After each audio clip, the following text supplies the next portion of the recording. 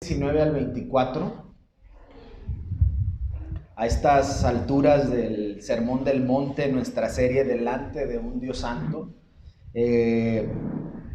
Estamos ya avanzando en el segundo capítulo del Sermón del Monte, en Mateo 6, inicia desde el 5, pero Jesús ya ha hablado acerca de dos aspectos grandes en esta magistral enseñanza, y una es, les habló de la tradición judía, y te voy a recordar un poquito acerca de esto. Basado en la ley, Jesús les habló acerca de la ira, del adulterio, del divorcio y del amor a los enemigos. ¿Recuerdas que ya vimos todos estos temas aquí? Y ahora estamos moviéndonos ya en este capítulo 6. Jesús un poco cambia el diálogo y ya no solamente habla de la tradición judía, de cómo ellos estaban interpretando la ley, ahora les habla de la práctica o de su estilo de vida. Les habla acerca de la limosna o la generosidad, les habla acerca de la oración, del ayuno. Eso también ya lo vimos la semana pasada, acerca de la oración y la hipocresía. Un poco fuerte esta predicación que René expuso. Y el día de hoy nos vamos a mover al tema en Mateo 6, 19 al 24, donde Jesús evidencia la conducta de su audiencia respecto de la palabra que usa Jesús son los tesoros, acerca de los tesoros o riquezas. Ahorita vamos a procurar desarrollarlo. Vamos a leer Mateo 6 del 19 al 24, uso la Reina Valera contemporánea. Y sígueme con tu vista. Mateo 6, 19 al 24 dice: no acumulen ustedes tesoros en la tierra, donde la polilla y el óxido corroen y donde los ladrones minan y hurtan. Por el contrario, acumulen tesoros en el cielo, donde ni la polilla ni el óxido corroen y donde los ladrones no minan ni hurtan, pues donde esté tu tesoro, allí estará también tu corazón. La lámpara del cuerpo es el ojo, así que si tu ojo es bueno, todo tu cuerpo estará lleno de luz. Pero si tu ojo es malo, todo tu cuerpo estará a oscuras. Y si la luz que hay en ti es oscuridad, ¿cuán oscura no será la misma oscuridad? Nadie puede servir a dos amos, pues odiará a uno y amará a otro, o estimará a uno y menospreciará al otro. Ustedes no pueden servir a Dios y a las riquezas. Oramos. Señor, gracias por esta tarde, gracias por tu palabra, gracias por reunirnos, reconociendo, recordando y alabando y glorificando tu nombre poderoso, tu obra perfecta. Y parte de esta obra es este discurso que diste en el Sermón del Monte, profundo, eterno, y ayúdanos a hoy con tu Espíritu Santo que nos explique estas palabras, Señor, que nos explique, Padre, y nos evidencie nuestras áreas, Señor, duras, y que podamos, Señor, ser expuestos con tu palabra para parecernos más a ti, Cristo, para poder perseverar y para poder ver cómo está mi vida delante de un Dios santo. En el nombre de Jesús, amén. Dice Jesús, vamos a estar mayormente en Mateo 6 del 19 al 21. Leímos toda la sección, pero nos vamos a concentrar en estos 3 versículos.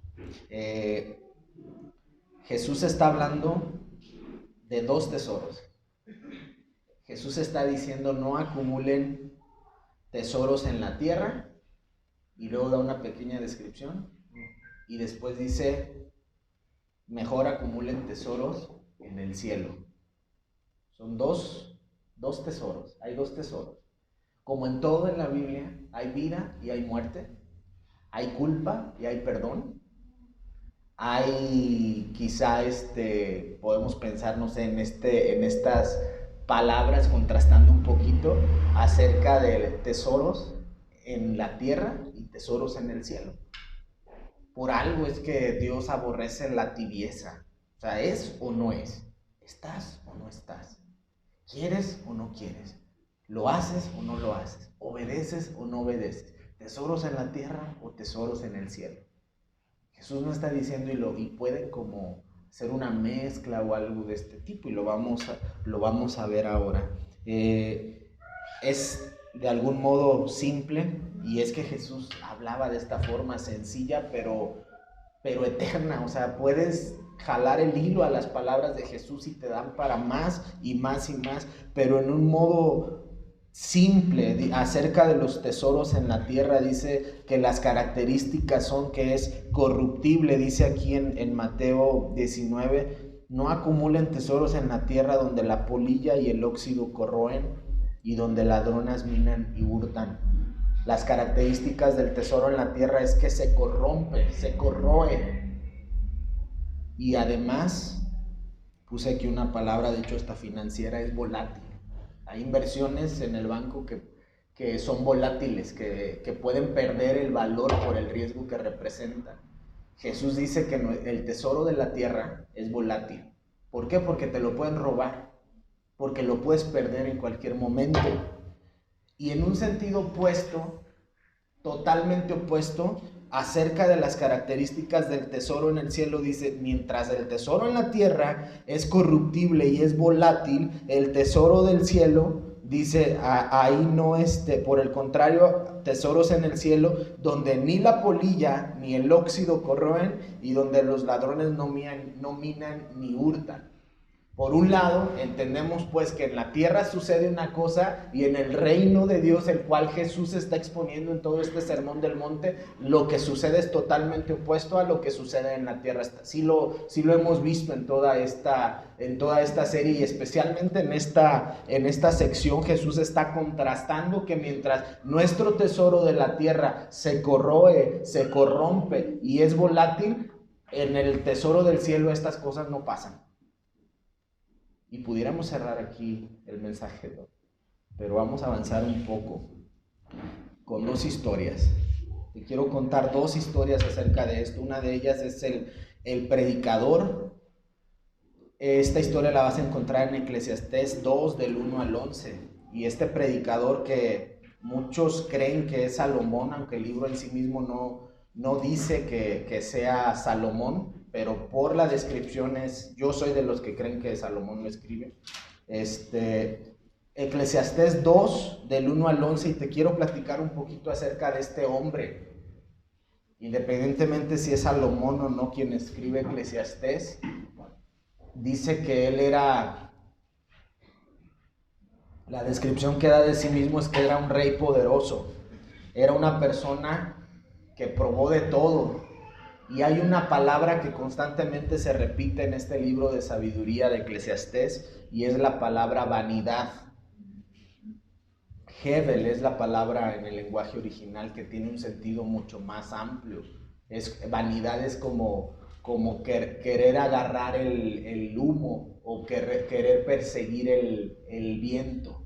Es ese sentido la palabra original, no solamente vanidad que conocemos nosotros aquí. Es algo un poco absurdo, un poco que no tiene tanta lógica, algo hueco, como hacer esto en una olla vacía que suena el eco. Eso es vanidad, el eco que escuchamos, las cosas que están pero que son irreales, un tanto inciertas, un tanto inalcanzables también. Y este hombre, acerca de los tesoros, dice Eclesiastés 2, del 1 al 11 en el Antiguo Testamento, lo leemos, dice: pensé en lo íntimo de mi ser, anda, que voy a probar lo que es alegría, voy a disfrutar lo bueno, pero resultó que también esto es vanidad. Y concluí que divertirse es una locura y que los placeres no sirven de nada. En lo íntimo de mi ser me propuse agasajarme con vino y ser lo más necio posible, sin dejar de mantenerme bajo el control de mi sabiduría. Quería ver qué de bueno sacan los mortales de sus ocupaciones bajo el cielo. Emprendí grandes obras, hice que me construyeran casas, que me plantaran viñas, tuve mis propios huertos, jardines, y allí planté toda clase de árboles frutales. Mandé construir estanques de agua para poder regar las flores donde crecían los árboles. Compré esclavos y esclavas y tuve criados que nacieran en mi casa. También tuve grandes ganados de vacas, de ovejas, y más que todos los que reinaron antes de mí en Jerusalén. Acumulé plata y oro y tesoros que antes fueron de otros reyes y provincias. Tuve cantores y cantoras y disfruté de los placeres humanos habidos y por haber. Mi grandeza fue mayor que la de todos los que reinaron antes de mí en Jerusalén, pero además siempre conservé mi sabiduría. No les negué a mis ojos nada que desearan ver, ni conscientemente me aparté de placer alguno, porque en lo íntimo disfruté de todos mis afanes. Esa fue la recompensa de todos mis afanes. Luego me puse a considerar todo lo que yo había hecho en mis manos y el trabajo que me costó realizarlo, y resultó que todo era vanidad y aflicción de espíritu. Nada es provechoso debajo del sol. Tesoros en la tierra. Este hombre, en la descripción que dimos, quizá a ti y a mí no nos interese tener vacas ni ovejas, pero la descripción que este hombre da era de un hombre totalmente rico. Nada le faltaba. Él mismo dice, a mis ojos no les negué en ningún momento nada que hubieran deseado. Imagínate el poder de este hombre. Imagínate la saciedad que este hombre tenía de placeres, de adquirir quizá a lo mejor el confort de ciertos placeres, la satisfacción de saber que él lo tenía todo. Pero vamos a entender un poco lo que el predicador nos dice acerca de los placeres. Decide agasajarse con vino, en este versículo 11, emprender obras, construir casas, acumular riquezas, llenarse de siervos, y da una lista enorme.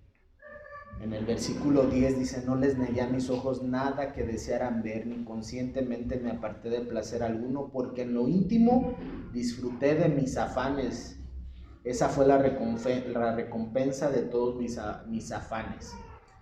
Sin embargo, este mismo predicador dice que se dio cuenta, imagínate, después de toda esta vida de opulencia, de solvencia, de placeres, de no faltarte nada, y este hombre se da cuenta de que esto también es hevel, es algo hueco.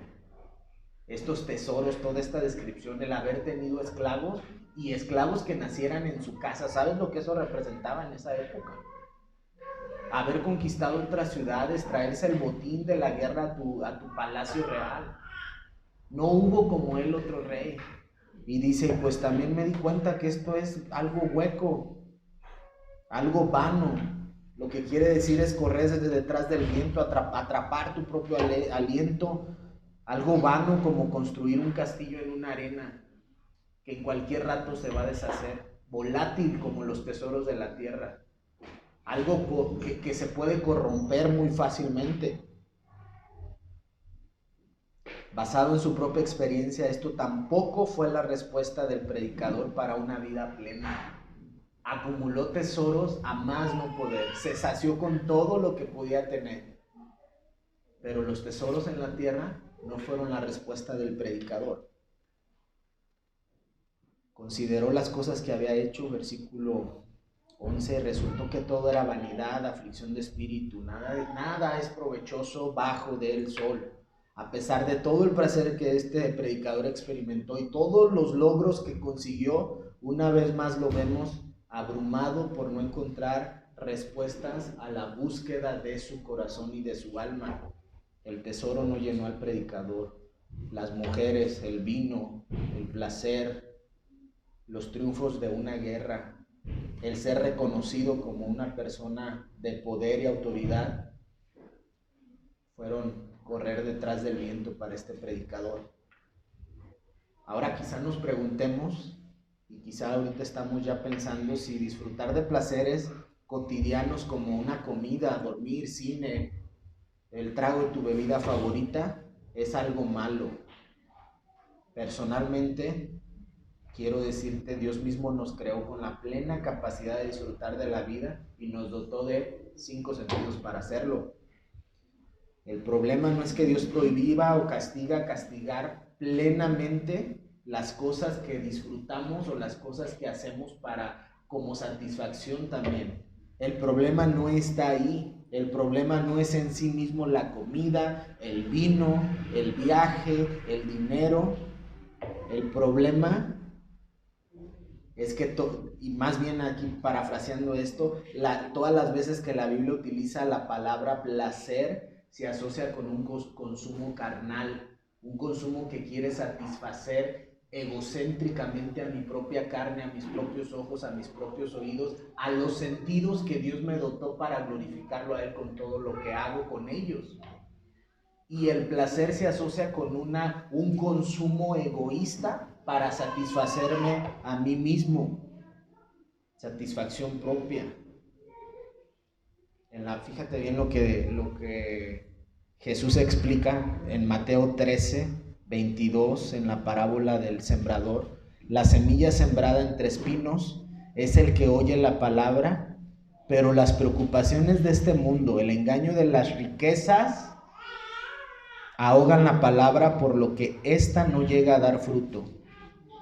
¿Ves cómo las riquezas, que para el predicador de Eclesiastés fueron por demás opulentas o las tenía manos llenas, estas riquezas, Jesús dice en esta parábola en Mateo 13, 22, dice que las riquezas, la semilla sembrada es el que oye la palabra, pero las preocupaciones y el engaño de las riquezas ahogan la palabra. Una vez vemos tesoros en la tierra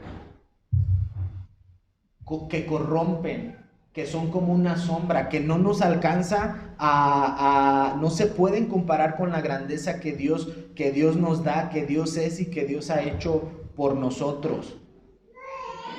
Si no le damos el lugar adecuado a estas riquezas, pueden evitar que la semilla de la palabra germine, crezca y dé su fruto.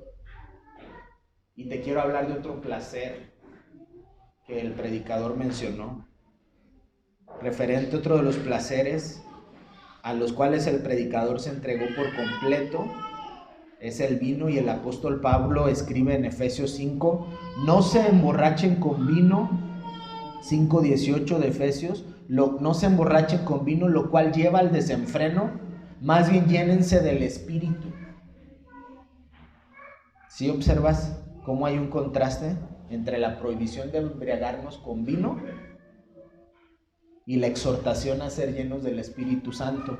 Dice un comentarista que se llama Matthew Henry, comentando al respecto, ya sea el vino, ya sea el Espíritu de Dios, cuando llenan, dominan y controlan al individuo. ¿Estamos de acuerdo?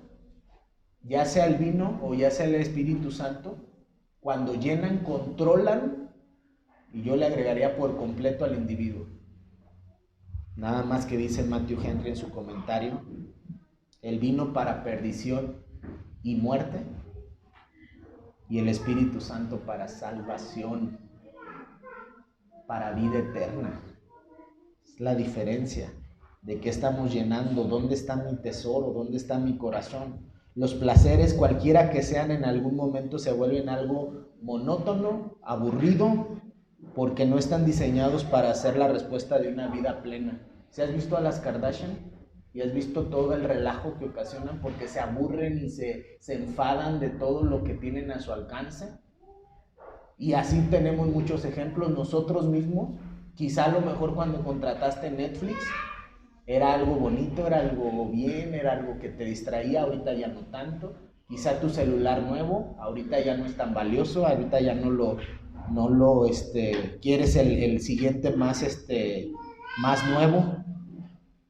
Pero ve cómo en la experiencia de este propio predicador nos dice todo esto, el vino, las mujeres, el dinero, los triunfos y todo eso no fueron la respuesta que mi alma estaba buscando para encontrar estabilidad y paz. Por otro lado, en Job 31 es la segunda historia que te quiero contar. Job 31, 24 al 28.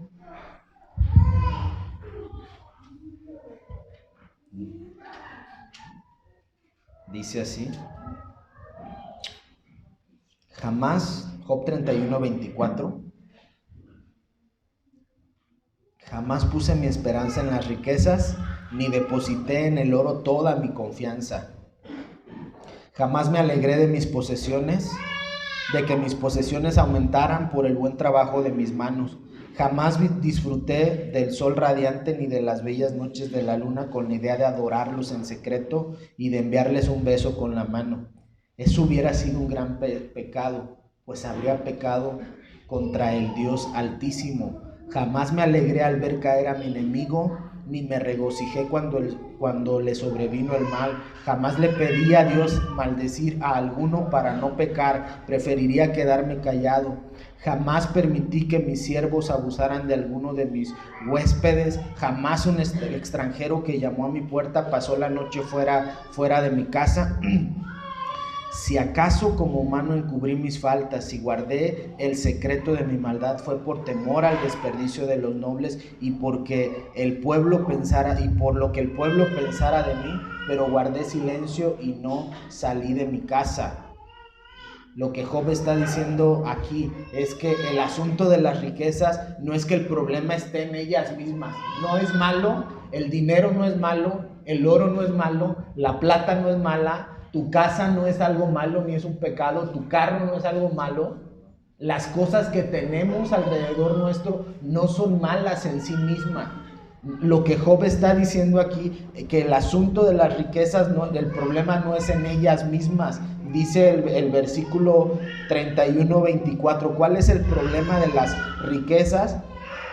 Dice Job, jamás puse mi esperanza. El problema de los tesoros y la riqueza y de los tesoros en la tierra es cuando nosotros ponemos nuestra esperanza en ellas, cuando nuestra identidad, cuando nuestra seguridad y confianza está en las cosas que tenemos y más en el Dios más que en el Dios, aquel que nos ha salvado.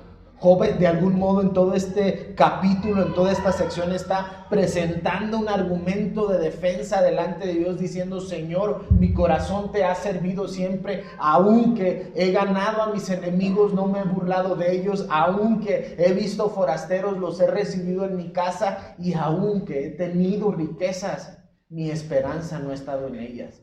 El problema no son las riquezas en sí mismo, el problema es nuestro corazón, que es una fábrica bien grande de idolatría que rápidamente pone a las riquezas como el centro de nuestra identidad, de nuestra esperanza y de todo lo que somos y de todo lo que hacemos. Ahora, regresando a los dos tesoros, ¿dónde está mi corazón? ¿Dónde está? Es básicamente una pregunta para ti ahora. Puedes decir, no, pues ¿cuál tesoro? Si ahorita me quedé sin chamba o algo así. A lo mejor tu corazón está en las cosas que no tienen y ese es tu tesoro ahorita. Porque la realidad es que Jesús está hablando de tesoros en la tierra, no necesariamente de dinero, de una divisa, pues. Está hablando de todas las cosas, todas aquellas cosas que nosotros vemos como un tesoro. ¿Dónde está mi corazón? Es una pregunta para nosotros. ¿Dónde está? El contestar esta pregunta nos va a permitir observar dónde está también mi tesoro. El tesoro se refiere, en cómo Jesús lo dijo aquí, a nuestro primero más grande amor, al centro de tu vida, de tus afectos, aspiraciones y el origen de tu felicidad. ¿Qué te pone feliz? ¿Qué te pone pleno? ¿Cuál es el centro de tu vida? ¿Cuáles tus afectos? ¿Cuál es la causa que controla todas tus emociones? ¿Qué es aquello que en tu corazón estás constantemente pensando y maquinando a favor o en contra de cierta causa o de cierto principio? La libertad, la paz en la ciudad, las mujeres reprimidas, los hombres machistas, el aborto, el no aborto. ¿Qué es esa causa? ¿Qué es esa cosa? ¿Qué es esa acción? ¿Qué es ese objeto que tiene el centro de tu vida? Por eso Jesús usó estas palabras, ¿dónde está mi corazón? Es pregunta. Es igual a saber dónde está mi tesoro, y Jesús usa estas dos palabras. Ahora te voy a dar ejemplos de tesoros. Esto es nada más para ubicar, pero mira ejemplos de este centro de tu vida, afectos, aspiraciones, origen de tu felicidad, pueden ser relaciones humanas presentes o pasadas. Quizá nosotros atesoramos una relación pasada, algún pariente, familiar que ya no esté entre nosotros, que haya muerto. Y todos nuestros días, toda nuestra vida gira en torno al recuerdo de esa persona, de ese ex, de ese pariente que murió, de ese familiar que ya no está, o de ese familiar que me abandonó, de ese familiar que me hizo la vida de cuadritos, de esa persona, esa relación que me lastimó el corazón.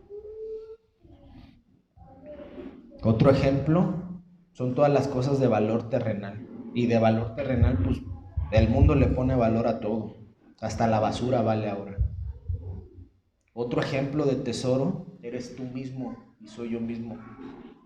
¿Cómo te ves? ¿Cómo me veo hoy? No puedo salir, me cambio 15 veces antes de salir de casa.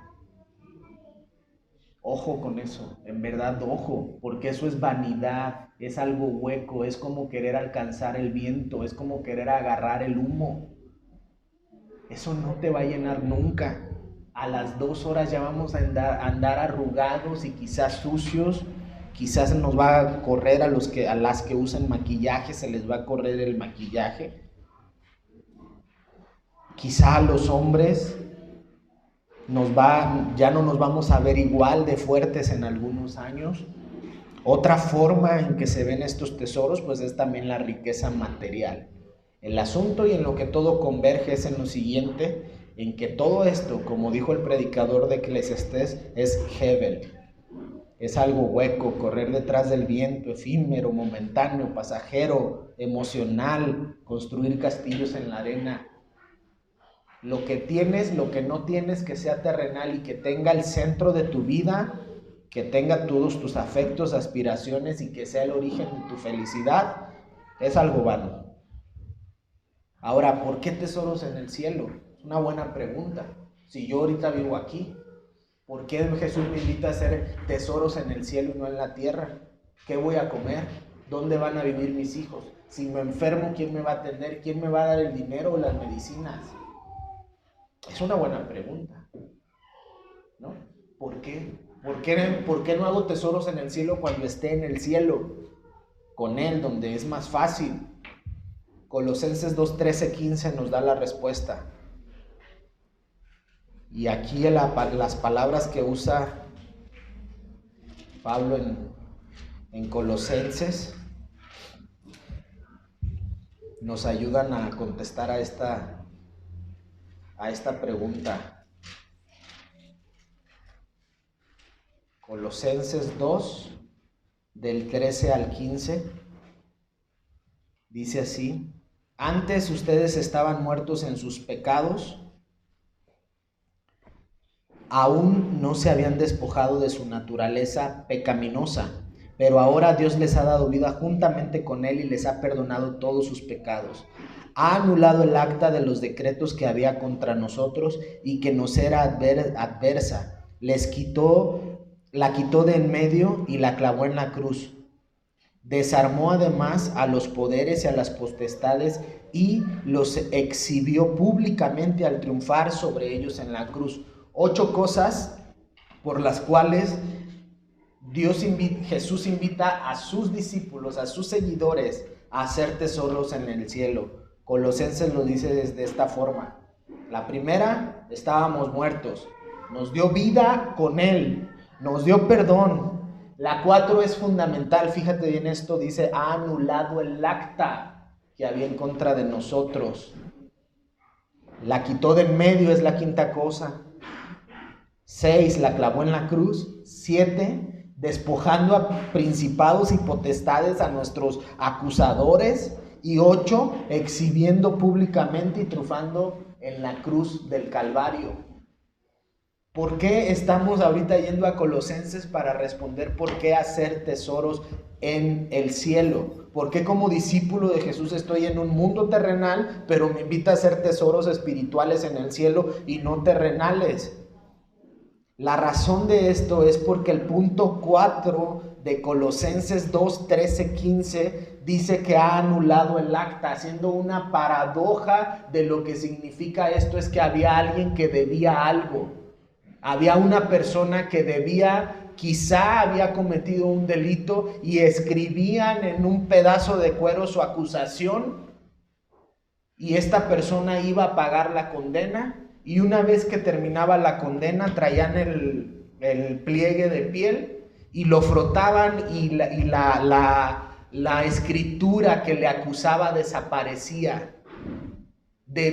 Esta persona debía una condena, pero fue pagada, fue a prisión, fue castigado, y esta persona viene y públicamente la ley o la autoridad de ese momento lo que hacían era borrar el acta y decir: él ya no debe nada. Ahora piensa en una cosa, delante de un Dios santo. Dice aquí: estábamos muertos. Fíjate bien la deuda que teníamos. Estábamos muertos, absolutamente. No podíamos hacer nada para acercarnos a Dios. Espiritualmente no valías ni yo valía nada. No había nada en nosotros para alcanzar el favor y misericordia de Dios. Pero Él nos dio vida con Él, nos perdonó, anuló el acta de los decretos que nos acusaba a través de Cristo, quitando de en medio estas acusaciones, clavándole en la cruz, despojando a los acusadores, principados y potestades, y exhibiéndolos públicamente en la cruz, donde Cristo triunfó sobre nuestra deuda y sobre los que nos acusaban. Teníamos, o quizá muchos de ustedes tienen, una deuda eterna con un Dios eterno que no puedes pagar en tu fuerza, que no puedes pagar con nada, ni con tu propia vida, ni con tus propias acciones. Y para una deuda eterna, ¿qué podrá pagar una deuda eterna? Solamente un tesoro eterno, algo de mucho más valor. ¿Estás de acuerdo en eso? Y ese tesoro tiene nombre para todos nosotros. Ese tesoro se llama Cristo Jesús, y dejó el cielo y vino a hacerse hombre, a ser humillado, y vino a invitarnos a ser su pueblo, a ser sus hijos, a ser sus discípulos. Y lo único que nos dice: en el reino de las tinieblas, en el reino del mundo, haz tesoros, ahí puedes hacer tesoros. Pero en mi reino, una vez más, en mi reino, los que me siguen y los que reciben ese perdón, los que reciben mi gracia, los que reciben el que el acta sea anulada y que ya no aparezcan más acusaciones, hasta ahí todo es lindo, todo es cómodo para nosotros. Pero el desafío para aquellos que han tomado esta salvación, que han recibido esta salvación, es que a partir de ahora nos concentremos, nos enfoquemos en vivir delante de un Dios santo y hacer tesoros en el cielo. Porque nuestro tesoro mayor se llama Cristo Jesús. Porque el tesoro más grande que ha pagado nuestra deuda eterna es Cristo. Él es el tesoro que nosotros andábamos buscando. Es el tesoro que aquel predicador de Eclesiastés andaba buscando, en mujeres, en vino, en triunfos, en guerras, en autoridad, en batallas. Es lo que ese predicador, y podríamos decir: ay, predicador, pero es que Dios es mejor y más grande que todo eso. Y nosotros en nuestra vida, ¿qué será aquello que tiene el centro de tu vida? ¿Qué será aquello que es el iniciador para tu felicidad? Basado en Colosenses, hemos pasado de muerte a vida por la obra de Cristo Jesús.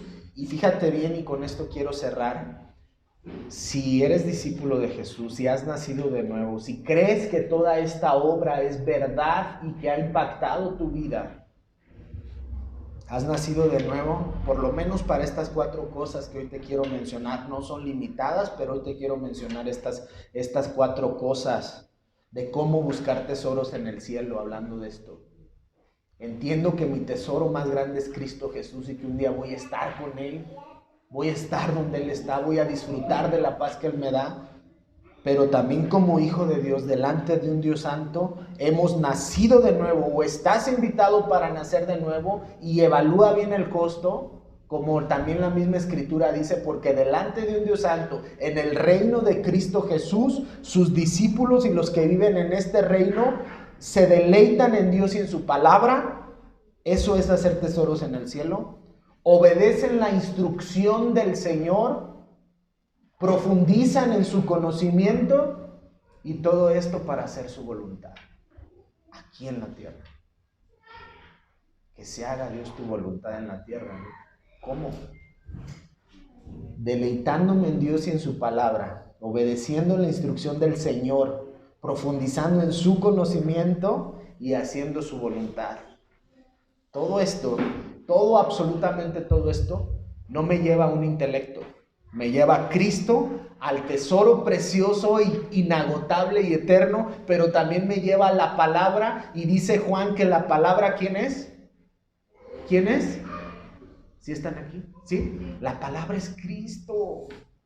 Y nosotros ya estamos cansados, estamos hartos de ver delincuencia, de ver falta de trabajo, de ver falta de dinero, de ver lo que no hay, de ver que alguien me lastimó, de ver que otra vez otra persona me termina y que otra persona se va de mi vida y que otra persona llega, y estamos acumulando estos tesoros en nuestro corazón. Pero lo que la Escritura me está diciendo es que el tesoro precioso, inagotable y eterno es Cristo.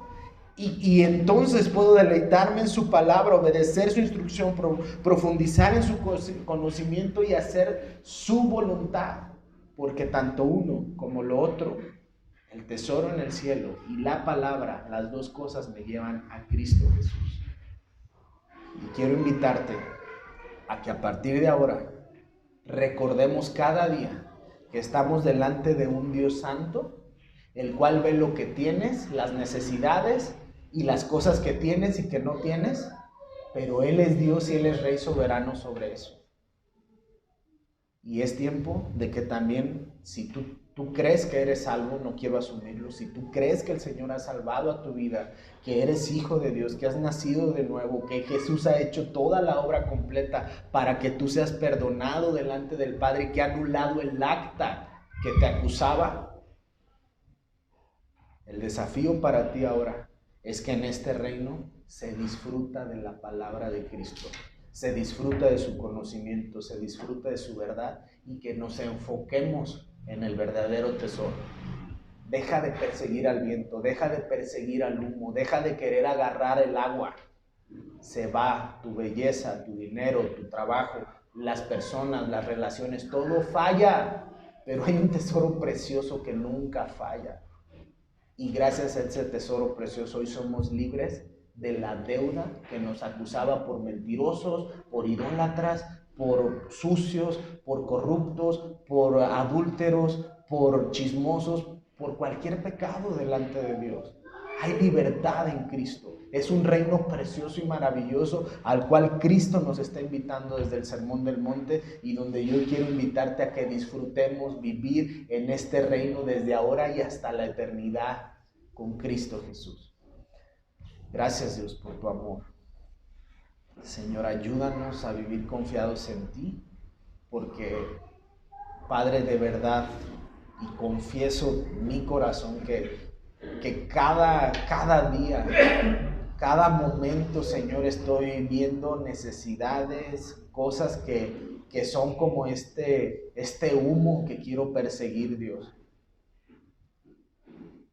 Perdona mi corazón, Señor, especialista en atesorar cosas de esta tierra. Señor, guíanos como tu iglesia para poder concentrarnos en el verdadero tesoro, para poder enfocarnos en lo verdaderamente valioso delante de tus ojos, para poder hacer tesoros en el cielo, Señor. Gracias, Jesús, por estas palabras que nos das.